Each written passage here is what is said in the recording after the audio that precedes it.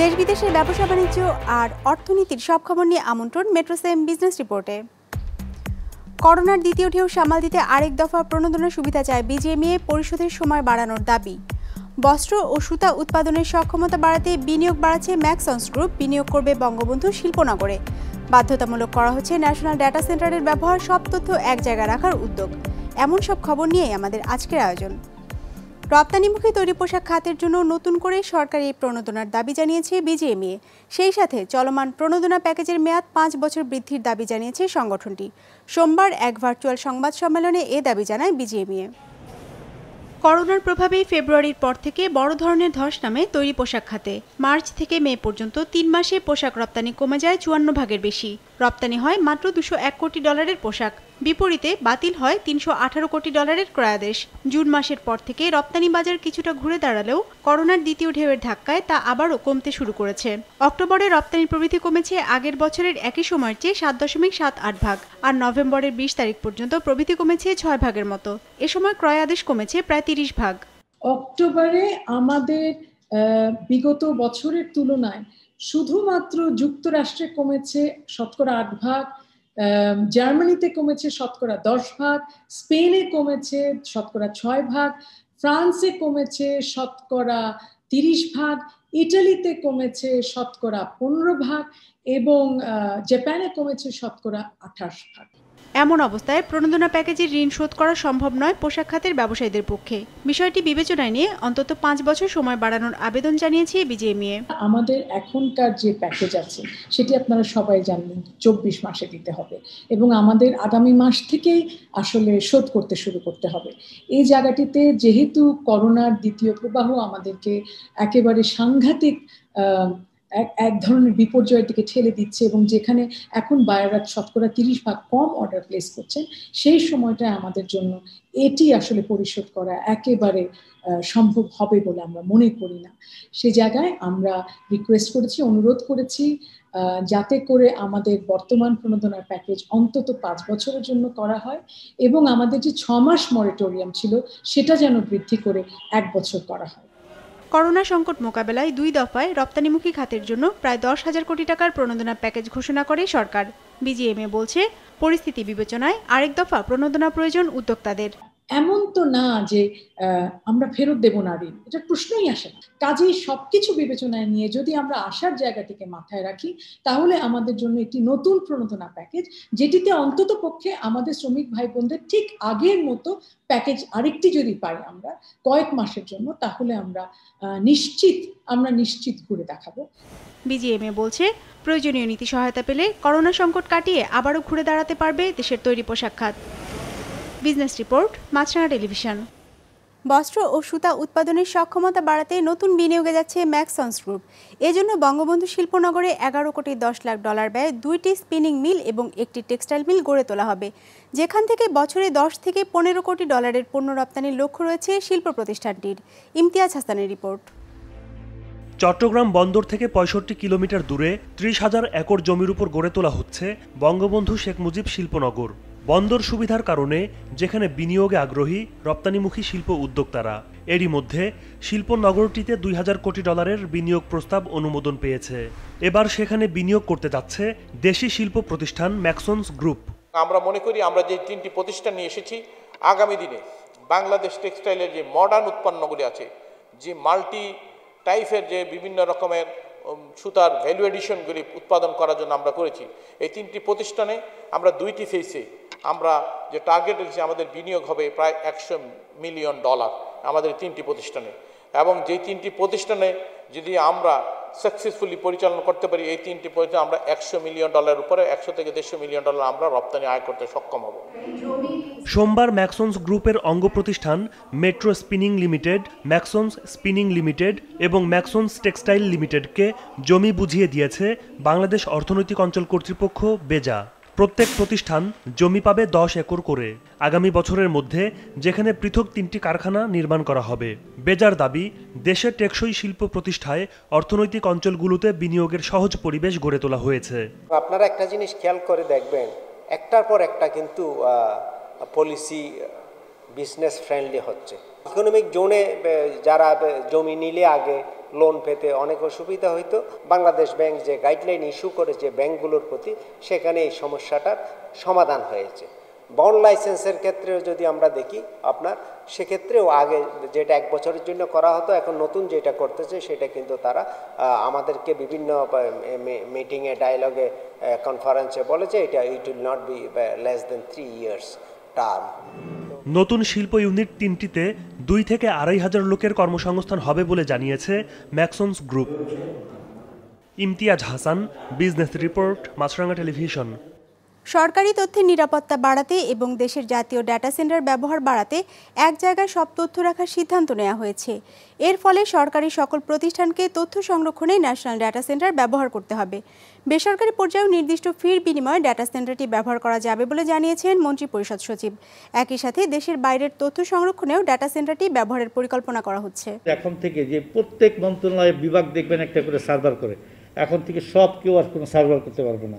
সবার ডাটা এই কালিয়া করে আমাদের এই ডাটা সেন্টার এই কোম্পানির আন্ডারে এই করতে হবে, স্টোর করতে হবে, কারণ ওইখানে সব সেফটি সিকিউরিটি থাকবে। আমি আমার এখানে যদি করতে যাই, তাহলে ধরেন আপনি আপনার বাড়িতেই যদি বা আপনার অর্গানাইজেশনে যদি একটা ডাটা সেন্টার করেন, আপনাকে একটা ভেন্ডার আনতে হবে। সেই ভেন্ডার আপনার ডাটা সেন্টারে ঢুকবে, আপনার স্টোরে ঢুকবে, আপনি যতই বলেন, কারণ কাজ করার সময় তাকে কিছু ফ্রি এন্ট্রি দিতেই হবে। তো সেই জন্য এগুলোর সেফটি সিকিউরিটি ঠিক থাকে না। তো এই জন্য সব ডাটা যদি আমরা এখন থেকে ওইখানে, আগের থেকেই একটা নির্দেশনা ছিল, কত স্ট্রিক্টলি সবাই মানত না। রিসেন্টলি আমরা দেখলাম যে কিছু কিছু বড় বড় ডাটা ম্যানেজমেন্টের ক্ষেত্রে অসুবিধা হচ্ছে, কিন্তু এটা যেহেতু একেবারে মেগা সেন্টার, এখন থেকে সব সরকারি ড্রপ ডাটা, এটা 300 টেরাবাইট পর্যন্ত ডাটা ওইখানে স্টোর করা যাবে। অ্যাপ আনটিল না অনলি 7 টেরাবাইট পর্যন্ত আপনার করা গেছে, এত হিউজ।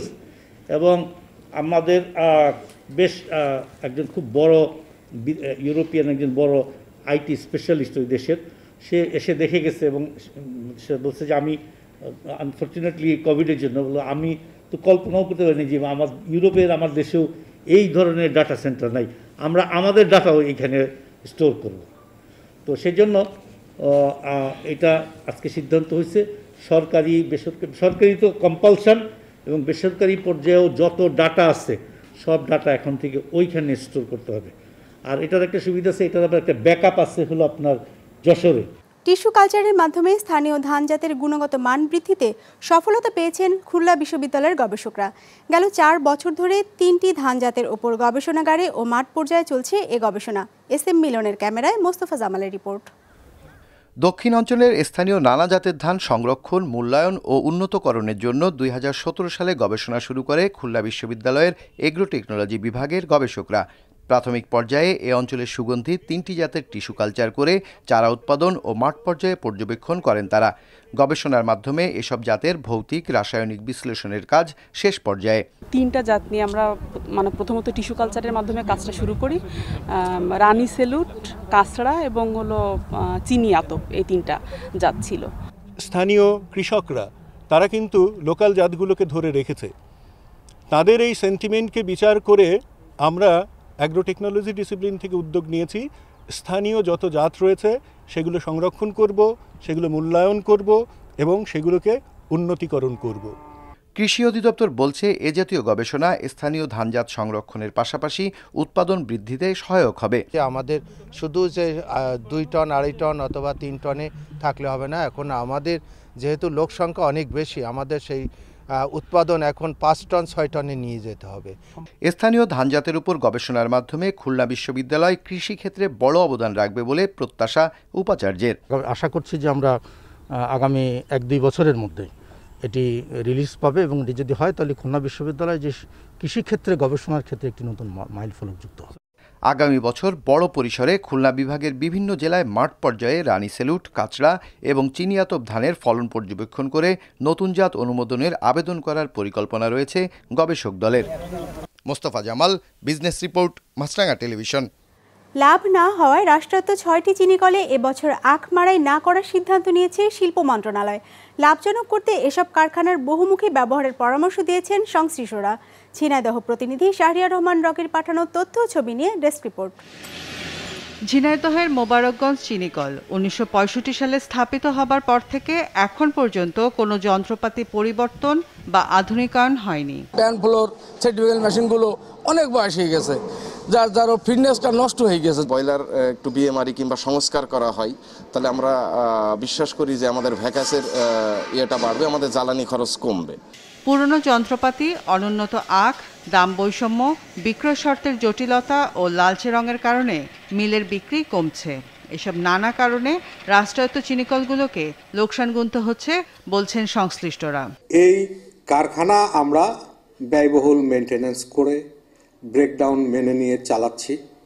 যদি আমরা নতুন কারখানা প্রতিষ্ঠা করতে পারি নতুন প্রজেক্টের, সেই ক্ষেত্রে ব্রেকডাউন এবং মেনটেন্যান্স খরচ অনেক কমে যাবে। এই অব্যবস্থাপনায় চিনির কলগুলো বেশি লোকসানে যাচ্ছে। গত বছর আমরা ৩৭ লক্ষ টাকা আমরা ওভারটাইম বিল দিয়েছি। যদি আমরা ওখানে চুক্তিভিত্তিক ডেলি হাজিরায় লোক দিয়েও কাজ করাতাম, এই লোকগুলো দক্ষ জনবল হয়েও গড়ে উঠতো এবং ১০ লক্ষ টাকায় আমরা এটা পরিশোধ করতে পারতাম। চিনিকল কর্মকর্তারা বলছেন এসব মিলে বহুমুখী ব্যবহার সম্ভব। চিনি উৎপাদনের পাশাপাশি তা করা হলে বাড়বে আয়। মোলাসিস থেকে স্পিরিট উৎপাদন করা যায়, স্পিরিটের বহুমুখী ব্যবহার আছে। আর ফিল্টার্ড মাঠকে দিয়ে সার করা যায়। বায়ো প্রোডাক্ট হিসাবে আপনার বিদ্যুৎ উৎপাদন আছে, পেপার আছে, যেটা আমরা ব্যাগাস থেকে পেপার তৈরি করতে পারি। বিশ্বের সকল সুগার মিলগুলোর সাথেই তাদের বায়ো প্রোডাক্ট প্রতিষ্ঠান থাকে, যেটা সারা বছর চলে এবং লাভজনক পরিচালনা করে। কোথাও শুধু সুগার ইউনিট দিয়ে লাভ করে না। চিনি কলগুলোকে আধুনিক করে পরিষ্কার চিনি উৎপাদন করা হলেও বিক্রি বাড়ানো সম্ভব বলছেন বিক্রেতারা। Business report, Maasranga television.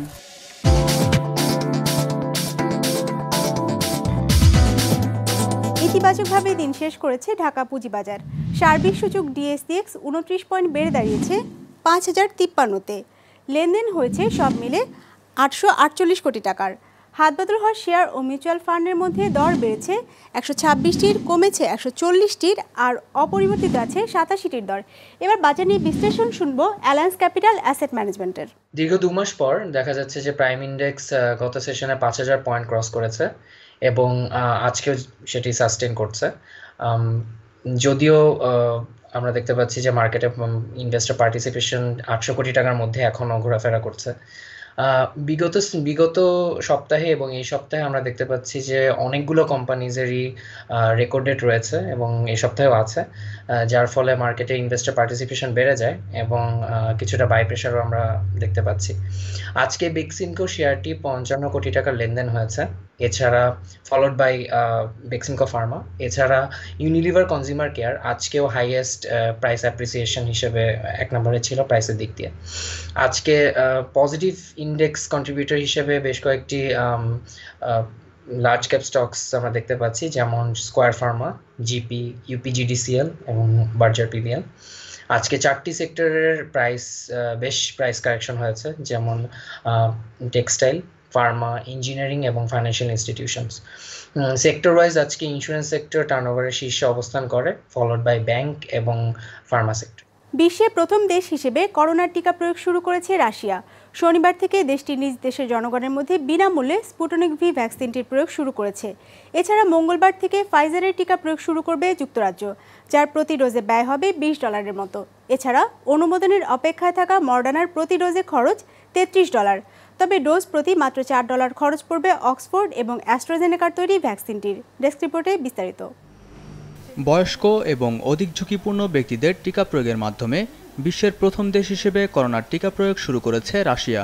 শনিবার দেশটি তাদের 70টি ক্লিনিকের মাধ্যমে এই কার্যক্রম শুরু করে। রাশিয়ার সরকারি অর্থায়নে তৈরি স্পুটনিক ভি নামের টিকাটি সম্পূর্ণ বিনামূল্যে নিজ দেশের জনগণকে প্রদান করছে তারা, যেটি করোনা প্রতিরোধে 92% কার্যকর বলে দাবি দেশটির। মস্কোতে 70টি কেন্দ্র থেকে গণ টিকা প্রদান কার্যক্রম শুরু হয়েছে। প্রাথমিক অবস্থায় আমরা ঝুঁকিপূর্ণ ব্যক্তিদের টিকা দিচ্ছি, যার মধ্যে স্বাস্থ্যকর্মী, সমাজকর্মী এবং শিক্ষকরাও আছেন, কেননা তাদের সাথে বিশাল জনগোষ্ঠীর সরাসরি যোগাযোগ। আমাদের ভ্যাকসিনটির 92% কার্যকারিতা প্রমাণিত হয়েছে। অন্যদিকে মঙ্গলবার থেকে মার্কিন প্রতিষ্ঠান ফাইজার এবং জার্মান কোম্পানি বায়োএনটেকের তৈরি টিকার প্রয়োগ শুরু করবে যুক্তরাজ্য। এরই মধ্যে যার প্রথম লট এসে পৌঁছেছে দেশটিতে। 95 কার্যকর টিকাটি তৈরিতে কেমন খরচ হয়েছে তা সঠিক জানা না গেলেও এর প্রতি ডোজের দাম পড়বে প্রায় $20 মতো। সবার আগে 80 বছরের বেশি বয়সধারীদের টিকা দেওয়ার কথা জানিয়েছে যুক্তরাজ্য। It's just incredible, actually. Obviously, I can't hold them in my hands because they are -70 degrees, but to know that they are here and we are amongst the first in the country to actually receive the vaccine and therefore the first in the world is just amazing. I'm so proud. Absolutely. We're working continuously round the clock as new data packages come in on the AZ vaccine, the Oxford vaccine, and we're looking forward to getting more data on Moderna very soon. খুব একটা পিছিয়ে নেই প্রায় সমপরিমাণ কার্যকরী মডার্নার টিকাও। যুক্তরাজ্য, যুক্তরাষ্ট্রসহ আরও অনেক দেশে অনুমোদনের অপেক্ষায় আছে এই টিকা। ডোজ প্রতি খরচ পড়বে প্রায় $33। তবে ফাইজারের মতো সংরক্ষণ জটিলতা না থাকায় মডার্নার ভ্যাকসিনটিরও সম্ভাবনা দেখছেন বিশেষজ্ঞরা। তবে খরচের দিক দিয়ে সবচেয়ে সাশ্রয়ী ব্রিটিশ কোম্পানি অ্যাস্ট্রাজেনেকা এবং অক্সফোর্ড বিশ্ববিদ্যালয়ের টিকাটি। তাদের যৌথ উদ্যোগে তৈরি ভ্যাকসিনটির দাম পড়বে সবচেয়ে কম, ডোজ প্রতি মাত্র $4 এবং এটি করোনা প্রতিরোধে 90% বেশি কার্যকর বলে দাবি প্রতিষ্ঠান দুটির। এছাড়া এর নেই তেমন কোনো সংরক্ষণ জটিলতাও। তাই বিশ্বজুড়ে গণপ্রয়োগের ক্ষেত্রে এই ভ্যাকসিনটি বেশ ভালো বিকল্প হতে পারে বলেও মত বিশেষজ্ঞদের। মুস্তফা তাহান, বিজনেস রিপোর্ট, মাছরাঙ্গা টেলিভিশন। দর্শক, আমাদের যে কোনো পর্ব নিজেদের সুবিধাজনক সময় দেখতে সাবস্ক্রাইব করুন বিজনেস রিপোর্টের অফিসিয়াল ইউটিউব চ্যানেল। ফেসবুক পেজে লাইক দিয়ে আপডেট থাকুন ব্যবসা বাণিজ্যের আলোচিত সব ঘটনা সম্পর্কে। আর আপনাদের মতামত জানান ইনবক্সে। আজ এটুকুই, বিদায় নিচ্ছি, ভালো থাকবেন।